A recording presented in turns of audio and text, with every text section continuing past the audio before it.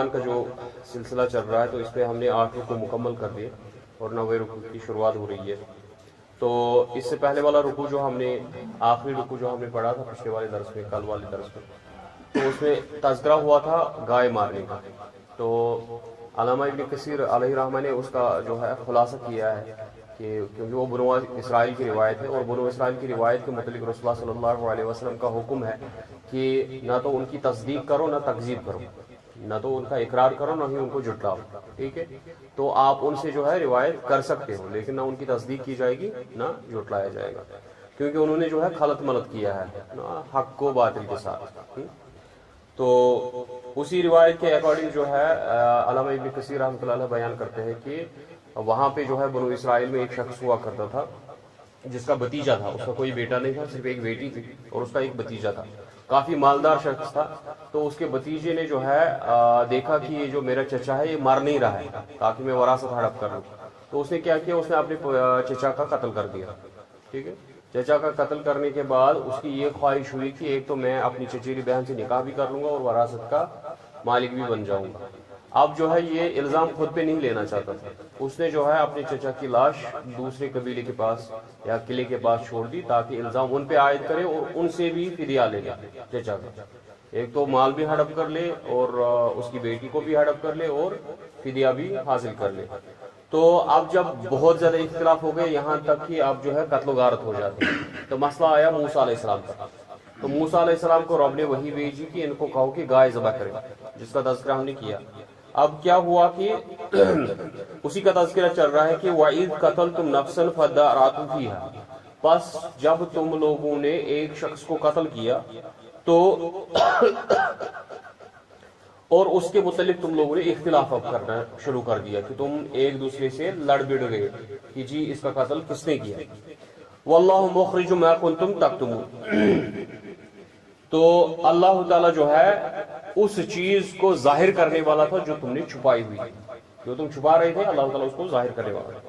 فَقُلْ نَضْرِبُوهُ بِبَعْضِهَا، تو اللہ تعالیٰ نے حکم دیا کہ جو آپ گائے جو آپ نے کاٹی ہے جس کو ذبح کیا ہے تو اس کا کوئی بھی حصہ اٹھا کے جو ہے مارو. ٹھیک ہے، اس میت پہ جیسے ہی گائے کا ٹکڑا اس پہ مارا تو مردہ جو ہے وہ کیا ہو گیا، وہ زندہ ہو گیا. اور اس سے پوچھا گیا جی تجھے کس نے قتل کیا، تو اس نے بتایا مجھے میرے بھتیجے نے قتل کیا. ٹھیک ہے، اب اس بھتیجے کو پھر قصاص میں قتل کیا گیا اس کے بدلے. ٹھیک ہے، كَذَلِكَ يُحْيِي اللَّهُ الْمَوْتَى وَيُرِيكُمْ آيَاتِهِ لَعَلَّكُمْ تَعْقِلُونَ، اسی طرح ہم مردوں کو زندہ کرتے ہیں اور ہم اپنی نشانیوں کو تم کو دکھاتے ہیں تاکہ جو ہے تم عقل سے کام لو، تاکہ تم سمجھو. ثُمَّ قَسَتْ قُلُوبُكُمْ، مگر وقت گزرنے کے بعد کیا ہوا، تمہارے دل سخت ہو گئے. پھر سے ایک تو اتنی بڑی نشانی تم لوگوں نے دیکھ لی کہ مردہ کو زندہ ہوتے ہوئے دیکھا، مردے کو پھر سے بات کرتے ہوئے دیکھ لیا، تب بھی تمہارے دل کیا ہو گئے، پھر سے سخت ہو گئے. ثم قست قلوبکم من بعد ذلک فہی کالحجارہ، وہ تو ہو گئے جیسے پتھر ہو، او اشد قسوہ، یا پتھروں سے بھی سخت ہو. اب شیخ صالح علیہ رحمہ فرماتے ہیں اپنی تفسیر میں کہ پتھر ہی کا ذکر کیوں کیا گیا، لوہے بھی تو تھا، جو لوہا پتھر کو پھاڑتا ہے تو لوہے کا بھی ذکر کیا جاتا ہے. اس نے کہا نہیں، جب لوہے کو یا کسی دوسرے اس کو جو میٹل ہوتا ہے اس کو جو آگ میں ڈالا جاتا ہے تو وہ بھی پگھل جاتا ہے، لیکن پتھر کو کتنے بھی آگ میں ڈالو تو پتھر نہیں پگھلتا. تو اس لیے اللہ نے جو ہے مناسب مثال دی ان کی کہ آپ ان کو کتنا بھی آگ میں ڈالو یہ پگھلنے والے نہیں ہیں، تب جا کے اسے جو ہے پتھر کی ہی مثال دی. وَإِنَّ مِنَ الْحِجَارَةِ لَمَا يَتَفَجَّرُ مِنْهُ الْأَنْهَارُ، تو اللہ تعالیٰ نے مناسب طور سے یہ بیان کیا کہ تمہارے دلوں سے بھی بہتر وہ پتھر ہے. یعنی پتھروں میں بھی یہ عظمت ہوتی ہے، پتھروں میں بھی یہ صفت ہوتی ہے کہ کچھ تو پھوٹ پڑتے ہیں جن سے چشمے نکلتے ہیں. پتھر پھوٹ پڑتے ہیں تو ان سے کیا ہے، چشمے نکل پڑتے ہیں. وَإِنَّ مِنْهَا لَمَا يَشَقُّ فَيَخْرُجُ مِنْهُ الْمَاءُ، کچھ تو ہے جو شق ہو جاتے ہیں، وہ پانی ان کے بیچوں بیچ سے نکلتا ہے. چشمے پھوٹ پڑتے ہیں یا کسی کے بیچوں بیچ سے پانی نکلتا ہے. وَإِنَّ مِنْهَا لَمَا يَحْبِطُ مِنْ خَشْيَةِ اللَّهِ، اور کچھ پتھر ایسے ہوتے ہیں جو اللہ کے خوف سے لڑک جاتے ہیں. لیکن تمہاری مثال کیا ہے، نہ تو تمہارے اندر سے چشمے پھوٹ رہے ہیں، نہ ہی پانی نکل رہا ہے، نہ ہی تم اللہ کے خوف سے لڑک رہے ہیں، بلکہ تم تو اس سے بھی گئے گزرے ہو. وَمَا اللَّهُ بِغَافِلٍ عَمَّا تَعْمَلُونَ، اللہ تعالیٰ ہرگز غافل نہیں ہے اس چیز سے جو بھی تم کر رہے ہو. اب مسلمان جو تھے، جو مدینے کے لوگ تھے، اب ان کو تسلی دی جا رہی تھی کہ ان کا یہ اعتماد تھا کہ جب بھی ان کا کبھی جو ہے لڑائی ہوتی تھی نا یہود کے ساتھ، تو یہود ان کو اکثر کہتے تھے کہ ہمارا ایک پیغمبر آنے والا ہے، جب وہ آئے گا ہم تم لوگوں کو چھوڑیں گے نہیں، کیونکہ تب کامیابی ہماری ہوگی، فتح ہماری ہوگی، نصرت ہماری ہوگی، ہماری مدد اللہ کی طرف سے آئے گی، ہم تو منتظر ہے اپنے پیغمبر کے، جب وہ آئے گا ہم اس کو قبول کریں گے۔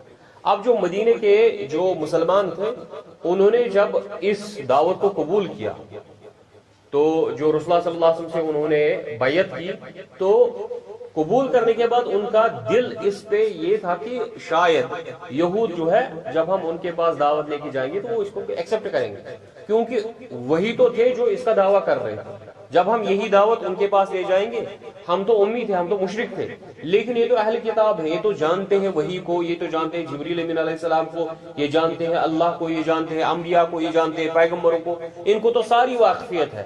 اب جب ان کو وہی چیزیں دکھائی جائیں گی، یہ تو ہم سے زیادہ قبول کرنے والے ہونے چاہیے۔ جو اللہ نے پہلے والے جو 5واں رکوع تھا اس میں کیا کہا کہ تم ہی جو ہے اولا کافر بھی، تم ہی پہلے کافر مت بنو، باقی لوگ اگر کفر کرے لیکن کم از کم تم تو کفر مت کرو، تمہیں تو ساری چیز واقفیت ہے۔ اب ان مسلمانوں کو تسلی دی جا رہی ہے کہ ان کی خصلتیں جو میں آپ کو بتا رہا ہوں نا، یہ کرتے کیا آ رہے ہیں، میں نے ان کے سامنے اتنی بڑی بڑی نشانیاں دکھائی، پھر بھی ان کے دل جو ہے وہ پتھر ہو چکے ہیں، آپ کتنا بھی ان کو واعظ و نصیحت کرو، آپ ان کو کتنی بھی نشانیاں دکھاؤ، یہ سمجھنے والے نہیں ہیں۔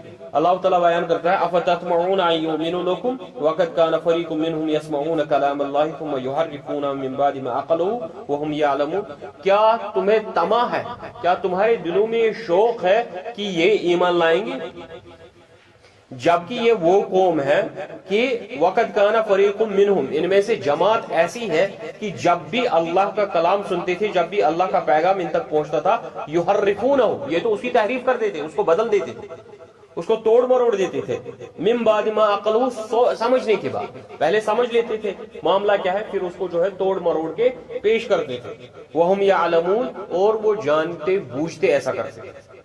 وَإِذَا لَقُوا الَّذِينَ آمَنُوا قَالُوا آمَنَّا، اب یہود میں سے کچھ افراد جو تھے وہ جب مسلمانوں سے ملتے تھے ان کو بولتے تھے جی ہم ایمان لاتے ہیں اس چیز پہ، آپ جو کہہ رہے ہیں نا بالکل سارا سچ ہے، کیونکہ ہماری کتابوں میں بھی یہی لکھا ہوا ہے۔ وَإِذَا خَلَا بَعْضُهُمْ إِلَىٰ بَعْضٍ، آپ جب اپنے ملاؤں کے پاس جاتے تھے، جو ان کے پادری تھے، جب ان کے پاس جاتے تھے، قَالُوا أَتُحَدِّثُونَهُمْ بِمَا فَتَحَ اللَّهُ عَلَيْكُمْ لِيُحَاجُّوكُمْ بِهِ عِندَ رَبِّكُمْ، کیا تم ان کے سامنے وہ باتیں کرتے ہو جس کی حجت یہ تم پہ اللہ کے سامنے بیان کریں، کیونکہ جب اللہ کے دربار میں کل کھڑے ہو جاؤ گے تو ایسے جب تم نے چپی ساتھ لی ہے ایسے تم کہہ سکتے ہو کہ جی ہمیں کچھ پتا نہیں تھا، ہمیں علمیت نہیں تھی، لیکن جب تم خود اپنے رازوں کو افشا کر رہے ہو دوسروں پر، کل کو وہ کھڑا ہو جائے گا اللہ کے دربار میں اور کہے گا جی اس کو پتا تھا لیکن پھر بھی اس نے ایمان نہیں لایا۔ اب ان کے بڑے ان کو روک رہے ہیں کہ مسلمانوں کو یہ مت کہو کہ یہ دعوت سچی ہے اور یہ جو آپ کا پیغمبر ہے یہ سچا ہے، آپ اس کی تذکرہ ہی مت کرو ان کے ساتھ۔ افلا تعقلون، کیا تم کو عقل نہیں ہے؟ ان کے بڑے کیا بولتے تھے ان کو، تم کو عقل نہیں ہے، کیسی باتیں کر رہے ہو، کیوں ان کے پاس جاتے ہو یہ باتیں لے کے، کیوں بولتے ہو ان کو ایسی چیزیں؟ اولا یعلمون ان اللہ یعلم ما یسرون وما یعلنون، کیا ان کو یہ واقفیت نہیں ہے، یہ علم نہیں ہے کہ اللہ تعالیٰ جانتا ہے ہر کسی شے کو جو یہ چھپاتے ہیں اور جو یہ اعلانیہ کرتے ہیں، یسرون جو چوری چھپے کرتے ہیں، ویعلنون اور جو یہ اعلانیہ کرتے ہیں، ظاہراً کرتے ہیں۔ وَمِنْهُمْ أُمِّيُّونَ، اب ان میں سے کچھ افراد جو ہے امی، اب دیکھو مسلمانوں سے میں بھی جو اکثریت ہے نا وہ کیا ہے، وہ امی ہے، ان پڑھ لوگ ہیں، بیچاروں کو واقفیت نہیں ہے، علم نہیں ہے، کس کے پیچھے چلتے ہیں؟ مولوی صاحب کے پیچھے چلتے ہیں، مولوی صاحب جو ان کو کہتا ہے وہ اسی کی اتباع کرتے ہیں۔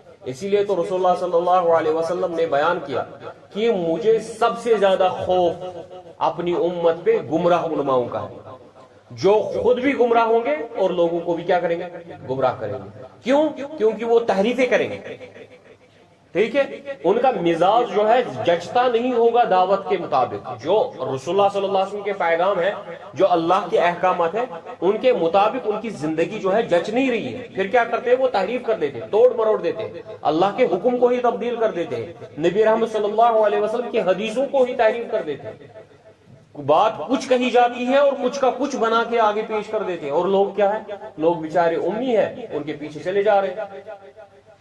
یہ تو بھیڑ بکریوں جسے وہ معراج ربانی صاحب کہتے ہیں نا، یہ وہ بھیڑ بکریوں کے ریوڑ جیسے ہے کہ ان کے آگے جو ہے چلا جا رہا ہے کوئی، یہ اسی کے پیچھے ہانکے جا رہے ہیں. پھر جہاں وہ کودے گا یہ بھی بھیڑوں کی طرف کود جائیں گے، یہ نہیں دیکھیں گے کہ آگے کہاں جا رہے ہیں. ٹھیک ہے. اب بنو اسرائیل میں بھی بڑی ایک جماعت ایسی تھی. اب مرحوم ڈاکٹر صاحب فرماتے ہیں کہ ہم میں سے اب اکثریت ایسی بھی ہے، یہ تو ہو گئے امی جو ان پڑھ تھے، اب مسلمانوں سے اکثریت وہ بھی ہے جو پڑھی لکھی ان پڑھ ہے، بڑی بڑی ڈگریاں لے کے ہوں گے، انجینئرنگ کی ڈگری ہوگی، ڈاکٹر ہوں گے، MBBS کر کے ہوں گے، PhD کر کے ہوں گے، MA BA کر کے ہوں گے، 10th پاس ہوں گے، 12th پاس ہوں گے.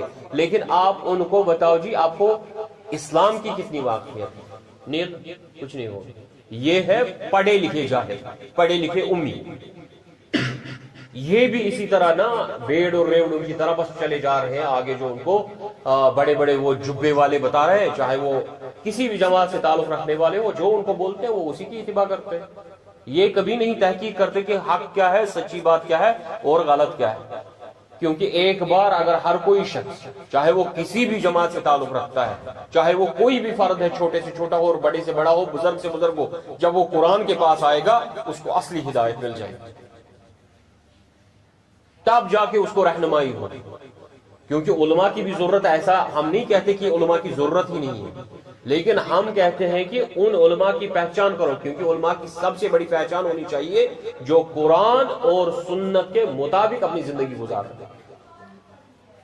جو قرآن اور سنت کے مطابق اپنی زندگی گزار رہا ہے. ایک حکایت بیان کی جاتی ہے جنید بغدادی علیہ رحمہ کے متعلق کہ ان سے ولی کے متعلق پوچھا گیا جی ولی کون ہے؟ انہوں نے کہا اگر کسی شخص کو دیکھو کہ آسمان میں اڑ رہا ہے، گواہی دو کہ یہ شیطان ہے. اگر وہ تمہارے سامنے اتنی بڑی کرامت لائے نا کہ ہوا میں اڑ رہا ہے، گواہی دو کہ یہ شیطان ہے. اس کے برعکس اگر تم نے کسی شخص کو دیکھا کہ وہ قرآن اور سنت کا پابند ہے، گواہی دو کہ یہ ولی ہے. جنید بغدادی علیہ رحمہ فرماتے ہیں ولی کس کو کہتے ہیں؟ جو قرآن اور سنت کا پابند ہے وہ ولی ہے. اگرچہ تم کسی شخص کو دیکھو آسمان میں اڑ رہا ہے، کتنی بڑی کرامت ہے، کہا کہ گواہی دو یہ شیطان ہے. کیونکہ کرامت دکھانا جو ہے یہ اسلام نہیں ہے. اسلام کیا ہے؟ اسلام ہے قرآن اور نبی رحمت صلی اللہ علیہ وسلم کے نوکر بن جانا، جیسا انہوں نے حکم کیا بس اس کی اتباع کر دینا. اب ان میں سے جو امی تھے وہ کیا کرتے تھے؟ لا یعلمون الکتاب، ان کو کتاب کا علم نہیں تھا، وہ نہیں جانتے تھے، علم نہیں تھا ان کے پاس. الا امانی، اب وہ کیا کرتے تھے؟ اب وہ اپنی خواہشات کے پیچھے چلتے تھے. جیسا جیسا ان کا مزاج تھا، جیسے ان کی خواہشات چلتی تھی، جی اس میں مزہ آ رہا ہے بس کرتے جاتے، جو چیز ان کو مزیدار لگتی تھی بس اسی کے پیچھے پڑے ہوئے. اب دیکھو اس وقت کے جو نوجوان، پڑھے لکھے نوجوان، جو اکثریت مرتد ہو رہی ہے نا، جو دین سے دور ہو رہی ہے، قرآن سے دور ہو رہی ہے، اسلام سے دور ہو رہی ہے، ان کی سب سے بڑی وجہ یہ ہے کہ وہ اپنی خواہشات نفس کے پیچھے چلے تھے. وہ باقی دھوکہ دیتے ہیں، جی قرآن میں یہ عیب ہے، رسول اللہ صلی اللہ علیہ وسلم میں نعوذ باللہ یہ عیب ہے، ہر کسی چیز میں عیب نکالیں گے. حقیقت میں ان کے پاس دلائل نہیں ہے، حقیقت میں بس ان کے دل میں جو مرض ہے، بیماری ہے کہ ان کو اپنی خواہشات نفس کے پیچھے چلنا ہے. دیکھو ایک بندے نے جو ہے لڑکیوں کے پیچھے چلنا، اس کو عاشقی کرنی ہے. اب بتاؤ دلیل کہاں ملے گی؟ قرآن سے اس کو دلیل ملے گی؟ قرآن کہے گا آنکھیں جھکاؤ، قرآن کہے گا اپنی شرمگاہ کی حفاظت کرو، اور رسول اللہ صلی اللہ علیہ وسلم اس کو زنا سے روکیں گے. اب یہ کیا کرے گا؟ قرآن کو بھی دھتکارے گا اور رسول اللہ صلی اللہ علیہ وسلم کی احادیث کو بھی دھتکارے گا اور کہے گا جی نہیں یہ اسلام صحیح نہیں ہے، یہ پتہ نہیں 1400 سال پہلے جو کہا گیا ہم اس کی پیروی نہیں کریں گے، اب تو ہم فریڈ کے پیچھے چلیں گے، اب تو ہم نیچے کے پیچھے چلیں گے، ہاں ہم تو کارل مارکس کے پیچھے چلیں گے، جو بڑے بڑے فلاسفر ہیں ان کے پیچھے چلیں گے.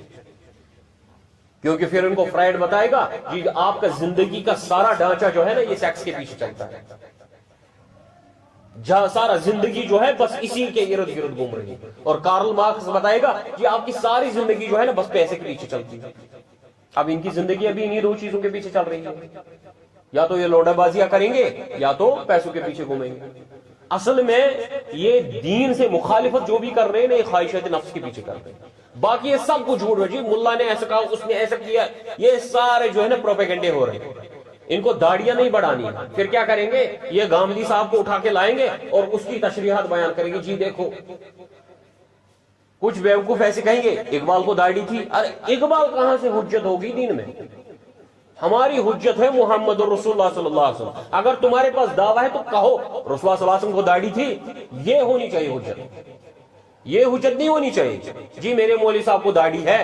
ارے مولوی صاحب کا لے کے تجھے مولوی صاحب کی قبر میں نہیں اترنا ہے, تجھے اپنی قبر میں. یہ بیسیکلی صرف اصل میں جو ہے داڑھیوں سے یہ لگتے ہیں بوڑھے, ٹھیک ہے, داڑھیوں سے یہ لگتے ہیں جی پتہ نہیں ہم امپریس کر پائیں گے کسی کو کہ نہیں. پھر کیا ہے جی کلین شیو کرنا ہے. اب کلین شیو کی دلیل چاہیے, کہاں جائیں گے؟ گاندھی کے پاس چلے جاتے ہیں. دلیل مل گئی نا, وہ ان کو حدیث بتائے گا, قرآن بتائے گا, دیکھو جی سنت تو ہے ہی نہیں, حدیث کے پیچھے چلنا نہیں, کاٹ دو داڑھی. اب ان کو جو ہے پیجامے جو ہے اپنے پیروں کے نیچے سے لے جانے, جیسے عورتیں ہو, جیسے ان کا وہ منتھلی پیریڈ چل رہا ہو اس وقت وہ عورتیں کرتی تھی پاجامے اپنے پیروں کے نیچے, تاکہ جو ہے ان کے جو حیض ہوتا تھا تاکہ وہ دکھے نا, کیونکہ اس وقت یہ جو پیڈز وغیرہ جو ہے سینیٹری نیپکنز اس وقت سسٹم نہیں تھا. یہاں تک کہ ایک حدیث میں آتا ہے, حضرت عائشہ رضی اللہ عنہ بیان کرتی ہے کہ امہات المومنین میں سے رضی اللہ عنہ ان میں سے ایک یہ تھی, ہماری ماں تھی, تو ان کا حیض نا نفاس اتنا زیادہ ہوتا تھا, جو استحاضہ ان کو ہوتا تھا. استحاضہ کا بیماری وہ ہوتی ہے کہ حیض سے زیادہ خون آنے لگتا ہے. پھر ہم ان کے نیچے تشت رکھتے تھے, ایک برتن رکھتے تھے, اور وہ برتن پھر پھول آ جاتے تھے, کیونکہ اس وقت یہ سسٹم تھا نہیں, ٹھیک ہے. تو کپڑے پہن لیتے تھے, کپڑے بدل لیتے تھے, وہ کپڑے لگاتے تھے جو اگر خون سے خراب بھی ہو جائے تو پھر وہ دوسرے کپڑے لگاتے تھے جب غسل وغیرہ کر لیا. تو وہ عورتیں جو ہے اپنے پائجامے کہاں رکھتی تھی؟ وہ بالکل پیروں کے نیچے لے جاتے تھے اپنے پائجامے. اب ان کو جی دلیل چاہیے, کہاں سے آئے گی دلیل؟ جی جاوید گاندھی ہے نا, وہ ساری دلیلیں دے دی. آپ نے جی خود کو وہ کبوتر جیسے سٹائل رکھنے ہیں, کہاں سے لاؤ گے؟ جی جاوید گاندھی ہے نا, دلیل مل جائے گی. ہر کوئی دلیل جو ہے ان کو ملے گی, کسی نہ کسی شخص سے مل جائے گی. ان کو بس دیکھنا ہے کہ دین کو کون توڑ مروڑ کے پیش کر رہا ہے. اصل میں کیا کرنا ہے, نہ ان کو جاوید گاندھی کے پیچھے چلنا ہے, نہ ان کو کارل مارکس کے پیچھے چلنا ہے, نہ نیچے کے پیچھے چلنا ہے, نہ ان کو فرائیڈ کے پیچھے چلنا ہے. اصل میں ان کو چلنا ہے اپنی خواہشات نفس کے پیچھے. یہ سارا پروپیگنڈا جھوٹ بول رہا ہے, یہ سارے ڈرامے بازی ہو رہی ہے. وَإِنْهُمْ إِلَّا يَظُنُّونَ, اور یہ صرف اپنے گمانوں کے پیچھے, یہ بس گمان لگائے ہوئے ہیں. جیسے ہمارے مسلمان ہیں, چاہے آپ چوریاں کرو, ڈکیتیاں کرو, زنا کرو, سود کھاؤ, کچھ بھی کرو, جی ہمیں تو رسول اللہ صلی اللہ علیہ وسلم چھڑا لے گا. یہ بس ہمیں جو فلانی بزرگ چھڑا لے گا, بس انہی گمانوں کے پیچھے لگے ہوئے ہیں. کچھ بھی کرو, خواہشات نفس کے پیچھے چلو. یہاں تک کہ الہ کا لفظ رب نے استعمال کیا قرآن میں, ارأیت من اتخذ الہہ ہوا, کیا آپ نے اس شخص کو دیکھا جس نے اپنا الہ بنایا ہے, کس کو؟ الہوا, اپنی خواہشات کو جس نے الہ بنایا, جس نے معبود اپنے بنایا ہے, کس کو؟ خواہشات کو معبود بنایا ہے. ارأیت من اتخذ الہہ ہوا, کیا آپ نے اس شخص کو دیکھا جس نے اپنی خواہشات نفس کو اپنا الہ بنایا ہوا. فوائل للذین یکتبون الکتاب بأیدیہم, پس تباہی و بربادی ہے ان شخصوں کے لیے جو اپنے ہاتھوں سے چیزیں لکھتے ہیں. ثم یقولون ھذا من عند اللہ, پھر بولتے جی یہ اللہ کی طرف سے. چیزیں گڑھ لیں گے اللہ کی طرف, چیزیں گڑھ لیتے ہیں رسول اللہ صلی اللہ علیہ وسلم کی طرف, پھر بولتے جی یہ دین ہے. لیشتروا بہ ثمنا قلیلا, کرنا کیا ہوتا ہے؟ اپنی پیٹ کی پوجا کر کے, بس کچھ عوض, کچھ پیسے کمانے ہیں, بس اسی کے پیچھے لگے ہوئے. فوائل لہم مما کتبت ایدیہم, پس بربادی ہے اس چیز کے لیے جو انہوں نے اپنے ہاتھوں سے لکھا. ووائل لہم مما یکسبون, اور بربادی ہے اس کی بھی جو انہوں نے کمایا. وقالوا لن تمسنا النار الا ایاما معدودا, وہ کہتے ہیں ہمیں جو ہے آگ زیادہ وقت چھو نہیں سکتی, زیادہ وقت چھو نہیں سکتی. وہ علامہ ابن کثیر علیہ رحمہ فرماتے ہیں کہ یہ بیان کرتے تھے جی جو پوری کائنات کا ٹائم ہے وہ 7000 سال کا ہے, ہر 1000 سال کے بدلے ہمیں ایک دن سزا ہوگی, اس لیے ہمیں جہنم میں صرف 7 دن جانا ہے. ایک اور دوسری روایت کے مطابق بولتے ہیں جی جس 40 دن ہمارے آبا و اجداد نے وہ بچڑے کی پوجا کی تھی, گائے کے بچے کی پوجا کی تھی, بس وہی 40 دن ہمیں سزا ہوگی, پھر جو ہے ہمیں چھوڑ دیا جائے. یہاں تک کہ صحیح بخاری کی روایت ہے, صحیح بخاری کی روایت ہے, رسول اللہ صلی اللہ علیہ وسلم کے پاس جو ہے یہودی ہے, تو یہودیوں سے پوچھا رسول اللہ صلی اللہ علیہ وسلم نے کہ جہنم میں کون جائے گا؟ انہوں نے بولا جی کچھ مدت ہم جائیں گے اور ہم وہاں سے بچ جائیں گے, پھر آپ اور آپ کی امت جائے گی. کیا یہودی بولتے تھے ہم وہاں سے نکل جائیں گے, پھر آپ اور آپ کی امت جائے گی. ٹھیک ہے, اللہ تعالیٰ ان کو جواب دیتا ہے قل اتخذتم عند اللہ عہدا، کیا تم نے اللہ سے کوئی وعدہ لیا ہوا ہے، کوئی ایگریمنٹ کیا ہے رب سے کہ جو تم بات کر رہے ہو اس کا کوئی پروف ہے، کوئی ایگریمنٹ ہے رب کے ساتھ؟ اگر ایگریمنٹ ہے تو فلن یخلف اللہ عہدہ، پھر اللہ تعالیٰ اپنے ایگریمنٹ میں جو ہے مخالفت نہیں کرتا، جو اس نے کسی کے ساتھ ایگریمنٹ کیا ہے وہ اس کو مکمل کر کے ہی رکھے گا۔ اگر ایگریمنٹ ہے تو دکھاؤ۔ ام تقولون علی اللہ ما لا تعلمون، یا تو پھر تم جھوٹ بول رہے ہو، اللہ کے متعلق ایسی باتیں بتا رہے ہو جو اللہ نے کہی نہیں ہے۔ بلا من کسب، حقیقت یہ ہے من کسب سیئۃ، جس نے گناہ کی، بڑے بڑے گناہ کیے، کبیرہ گناہ کیے، واحاطت بہ خطیئتہ، یہاں تک کہ اس کو احاطہ کیا ان گناہوں نے، اس کو گھیر لیا ان گناہوں نے، فاولئک اصحاب النار، وہی ہوں گے جہنم، ہم فیہا خالدون، جو اس میں ہمیشہ ہمیشہ رہیں گے۔ نبی رحمت صلی اللہ علیہ وسلم کی حدیث یاد ہوگی، کیا کہا؟ جب ایک بندہ گناہ کرتا ہے تو اس کے دل پہ ایک داغ آ جاتا ہے، سیاہ داغ آ جاتا ہے، پھر اگر اس نے توبہ کر لی تو وہ مٹ جاتا ہے، اگر توبہ نہ کی، گناہ کرتا رہا تو داغ پڑتے جائیں گے دل پر، یہاں تک کہ اس کا دل پورا کالا ہو جائے گا، اور یہی اس کا زنگ ہے جو اللہ نے کہا کلا بل ران علی قلوبہم، ان کے دلوں پہ تو زنگ چڑھا ہوا، وہ یہی ہے، ان کا دل پورا پھر زنگ آلود ہو جاتا ہے، پھر ان کو ہدایت نہیں ہوتی۔ والذین آمنوا، پس وہ لوگ جنہوں نے ایمان لایا، وعملوا الصالحات، اور نیک اعمال کیے، ایمان اور عمل صالح، کیا بتایا تھا پرسوں میں نے؟ they are directly proportional to one another، ایمان اور عمل صالح ایک ساتھ چلتے ہیں، ایک چیز بڑھے گی تو دوسری چیز بھی بڑھے گی، ایک چیز گھٹے گی تو دوسری چیز بھی گھٹے گی، ٹھیک ہے؟ اس کا مطلب جو اعمال زیادہ کرتا ہے، اس کا مطلب اس کا ایمان زیادہ ہے، جو اعمال کم کرتا ہے، جو نیک اعمال کم کرتا ہے، تو اس کا مطلب اس کا ایمان کم ہے۔ اولئک اصحاب الجنہ، یہ ہے جنتی لوگ، ہم فیہا خالدون، جو اس میں ہمیشہ رہیں گے۔ وَإِذَا أَخَذْنَا مِيثَاقَ بَنِي إِسْرَائِيلَ لَا تَعْبُدُونَ إِلَّا اللَّهَ، جب ہم نے وعدہ لیا بنو اسرائیل سے کہ اللہ کے سوا کسی کی عبادت نہیں کرو، تو ان کا بھی جو ایگریمنٹ اللہ کے ساتھ ایکچوئل ایگریمنٹ تھا وہ کیا تھا کہ اللہ کے ساتھ کسی کی عبادت نہیں کریں گے، کسی کو شریک نہیں ٹھہرائیں گے۔ وَبِالْوَالِدَيْنِ إِحْسَانًا، اور اپنے والدین کے ساتھ نیک سلوک کرو گے۔ وَذِي الْقُرْبَى، اور اپنے قریبی رشتہ داروں کے ساتھ اچھا سلوک کرو گے۔ وَالْيَتَامَى، اور یتیموں کے ساتھ اچھا سلوک کرو گے۔ وَالْمَسَاكِينَ، اور مسکینوں کے ساتھ جو محتاج ہوں گے ان کے ساتھ اچھا سلوک کرو گے۔ وَقُولُوا لِلنَّاسِ حُسْنًا، اور تمام لوگوں کے ساتھ اچھا سلوک کرو گے، ان کے ساتھ بڑے بہترین طریقے سے پیش آؤ گے۔ وَأَقِيمُوا الصَّلَاةَ، نماز کو قائم کرو گے۔ وَآتُوا الزَّكَاةَ، اور زکوٰۃ ادا کرو گے۔ ثُمَّ تَوَلَّيْتُمْ، لیکن تم نے منہ پھیر لیا۔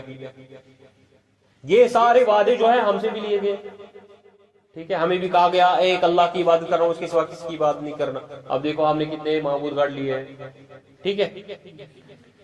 بولتے ہیں جی بچہ جو ہے مجھے فلانی بابا نہیں ملا، اگر میں وہاں پہ جو ہے بیڑ نہیں چڑھا تھا مجھے بچہ ہی نہیں ملا، جبکہ اللہ کہتا ہے بیٹے بھی میں دیتا ہوں، بیٹیاں بھی میں دیتا ہوں، اور جسے چاہتا ہوں اسے کچھ نہیں دیتا ہوں۔ الا قلیلا، سوائے کچھ، سارے کے سارے نہیں منہ پھیر لیں، سوائے کچھ کے۔ وانتم معرضون، تم تو ہو ہی اعراض کرنے والے، منہ پھیرنے والے۔ وَإِذَا أَخَذْنَا مِيثَاقَكُمْ لَا تَسْفِكُونَ دِمَاءَكُمْ وَلَا تُخْرِجُونَ أَنفُسَكُمْ، جب ہم نے آپ سے ایکچوئل ایگریمنٹ یہ لیا تھا کہ تم جو ہے ایک دوسرے کا خون نہیں بہاؤ گے اور ایک دوسرے کو اپنے گھروں سے نہیں نکالو گے، ثُمَّ أَقْرَرْتُمْ، اور تم نے اس ایگریمنٹ کا اقرار کر لیا۔ وَأَنْتُمْ تَشْهَدُونَ، اور تم اس چیز پہ گواہ رہے، تم پھر اس کے بعد تم نے کیا کیا؟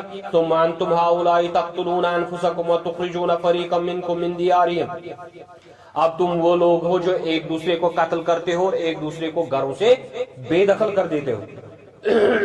تظاہرون علیہم بالإثم والعدوان، ان پہ چڑھائی کرتے ہو، ان پہ حملہ کرتے ہو، کیسے؟ گناہ کر کے، ٹھیک ہے، اور عداوت کر کے، اللہ کی حدود کو پامال کر کے ان پہ چڑھائی کر دیتے ہیں۔ وَإِن يَأْتُكُمْ أُسَارَىٰ، اب اگر جو ہے ان میں سے کوئی قیدی ہو جائے، کوئی قید ہو جائے، تو فادوم، تو پھر اس کا فدیہ دے کے اس کو چھڑا دیتے ہو۔ وَهُوَ مُحَرَّمٌ عَلَيْكُمْ إِخْرَاجُهُمْ، جبکہ اس کا نکالنا تم پہ حرام ہے۔ اللہ نے ان سے 3 ایگریمنٹ لیے، ایک ایگریمنٹ کسی کو قتل مت کرنا، ایک دوسرے کو گھروں سے بے دخل مت کرنا، تیسرا ایگریمنٹ یہ تھا کہ اگر تم میں سے کوئی قید ہو جائے تو اس کو جو ہے فدیہ دے کے چھڑا لینا۔ ٹھیک ہے. وہاں مدینے میں تھے 3 قبائل. کس کے؟ یہود کے. اور مشرکوں کے تھے 2 قبائل، اوس اور خزرج. ٹھیک ہے. یہودیوں کے 2 قبیلے اوس کے ساتھ مل گئے اور ایک قبیلہ بنو قریظہ جو ہے وہ خزرج کے ساتھ مل گئے. اب جب اوس اور خزرج کے ساتھ لڑائی ہوتی تھی، ان 2 قبیلوں کی، مشرکوں کی لڑائی ہوتی تھی، تو یہ لازمی تھا کہ جس کے ساتھ اس کا معاہدہ ہے وہ اس کا سپورٹ کرے. وہاں سے بنو قریظہ آتے تھے، یہودی آتے تھے خزرج کا سپورٹ کرنے کے لیے، اور 2 قبیلے آتے تھے یہودی کس کے؟ اوس کے سپورٹ کے. اب یہودی کو مار رہا اور ایک دوسرے کے گھروں کو برباد کر رہا ہے، ایک دوسرے کو گھروں سے نکال رہا ہے. ٹھیک ہے.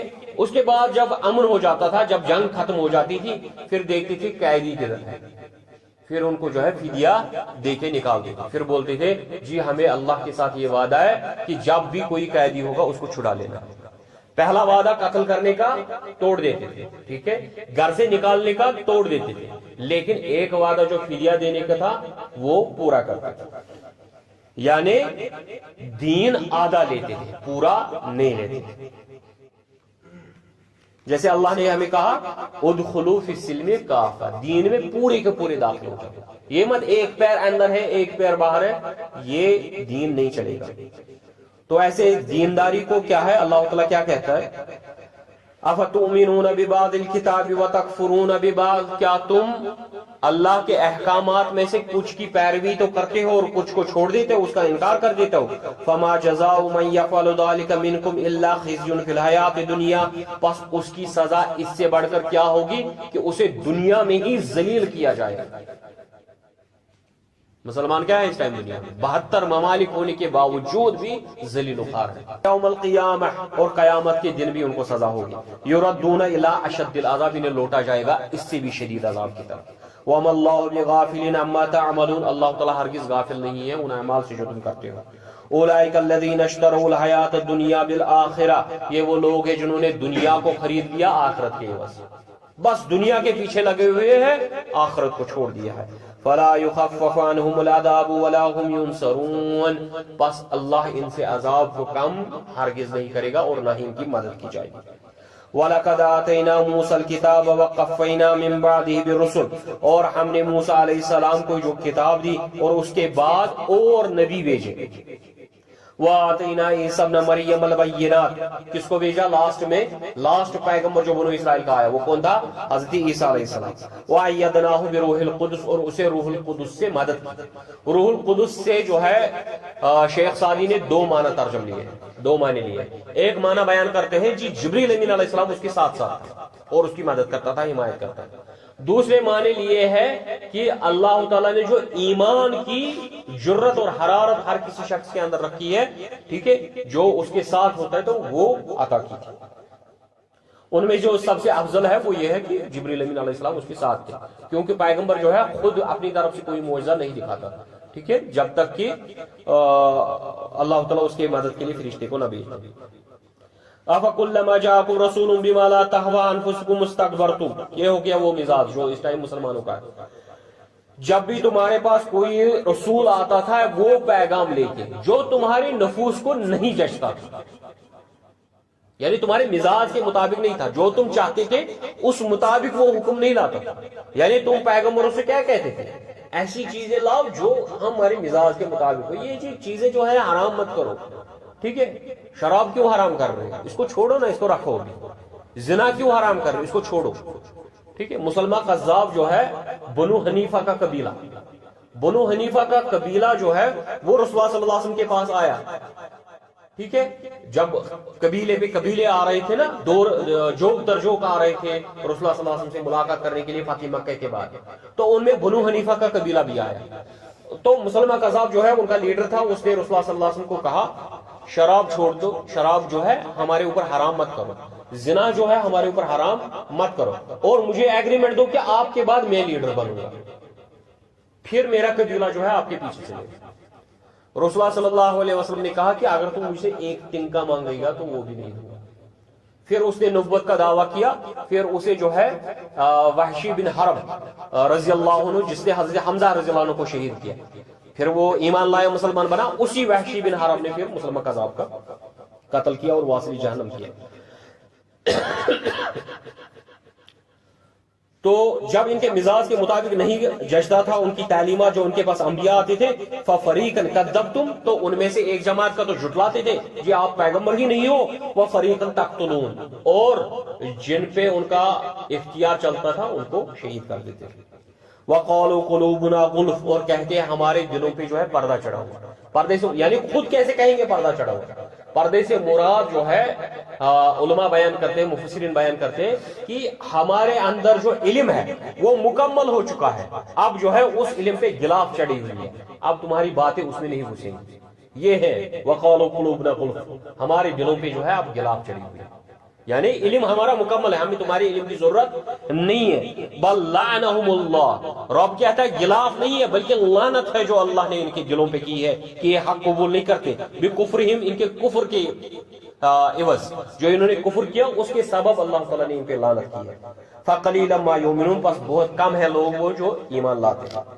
وَلَمَّا جَاءَهُمْ كِتَابٌ مِّنْ عِندِ اللَّهِ مُصَدِّقٌ لِمَا مَعَهُمْ وَكَانُوا مِنْ قَبْلِ يَسْتَفْتِحُونَ عَلَى الَّذِينَ كَفَرُوا، اور ان میں سے جب وہ کتاب آئی ان کے پاس جو تصدیق کرتی ہے اس کی جو ان کے پاس ہے، یعنی قرآن جب ان کے پاس آیا، جبکہ یہ کیا کرتے تھے؟ استفتاء کرتے تھے، جو میں نے ابھی کہا مشرکوں کو کیا بولتے تھے؟ جی ہمارا پیغمبر آنے والا، ہم آپ کو چھوڑیں گے نہیں، اس کو کہتے ہیں استفتاء۔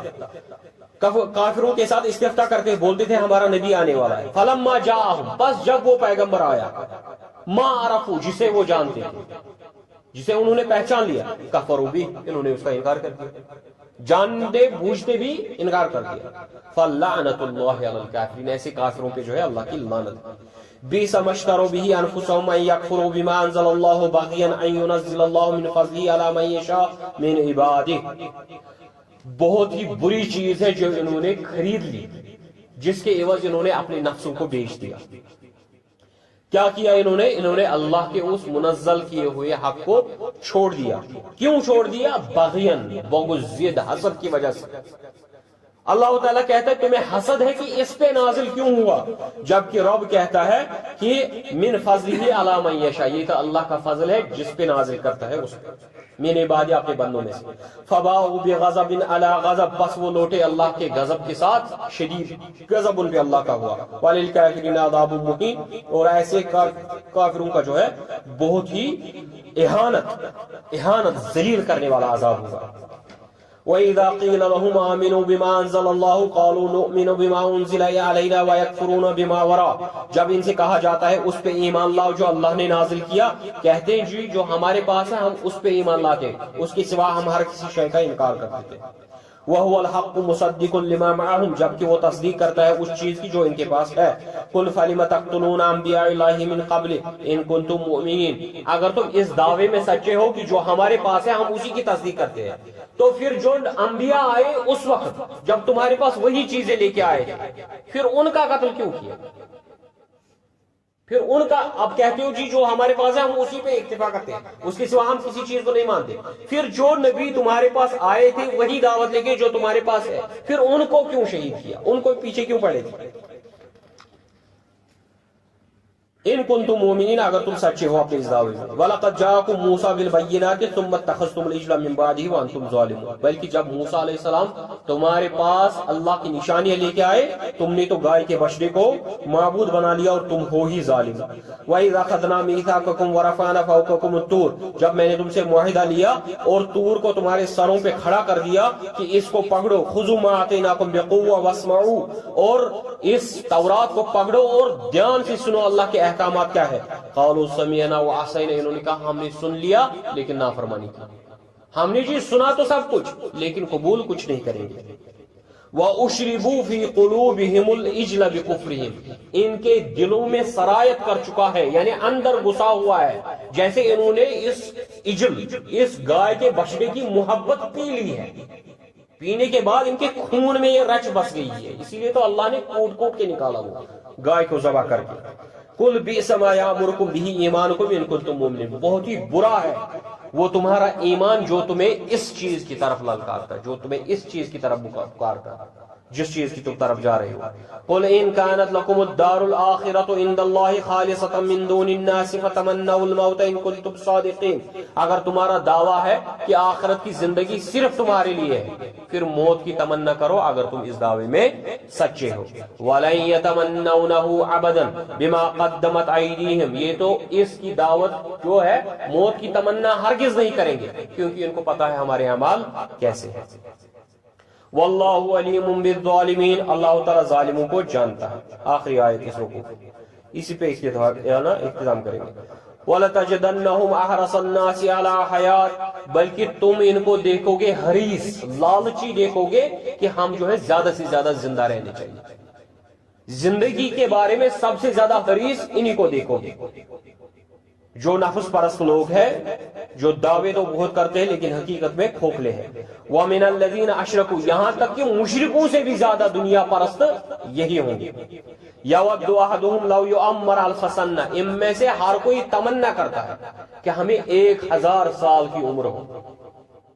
وَمَا هُوَ بِمُزَحْزِحِهِ مِنَ الْعَذَابِ أَن يُعَمَّرَ، اللہ تعالیٰ بیان کرتا ہے اگر ان کو 1000 سال کی عمر بھی مل جائے پھر بھی اللہ کے عذاب سے نہیں بچا سکتی، کیونکہ پھر بھی تو مرنا ہے.